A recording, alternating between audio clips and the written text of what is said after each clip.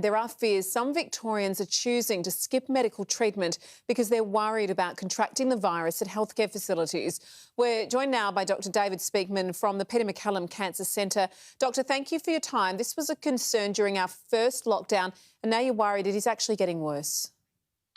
Indeed we are. We know that we've seen a decrease again in the number of patients presenting to all cancer centres with a new diagnosis since the second wave's hit us, and we're very keen to reiterate that message that it is safe and indeed very important that patients do go and get their symptoms checked out either through their GP or through a hospital.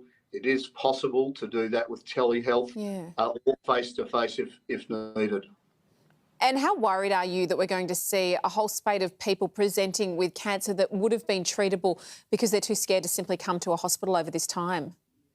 Well, I think we're very concerned. In the first wave, we saw a drop-off of around 30%, and now we're starting to see some people whose cancer, when it is detected, is more progressed, and that usually means more treatment rather than less. So we're missing the opportunity to get these people treated with their cancer and hopefully cured in a much more minimal way, which means even less risk from COVID the earlier it's treated.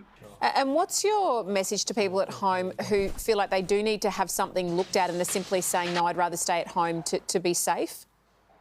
I think it's very, very important not to ignore anything that you've got going on. As I said, you could get in touch with most GPs through telehealth. So if you're worried about face-to-face contact, there's ways around that. Just as there are with providing treatment, we have very stringent protocols to make sure that COVID stays away from the particularly vulnerable group of people with cancer. Such an important message. Thank you so much for your time, Dr David Sopeakman from the MacCallum Cancer Centre. Thanks very much.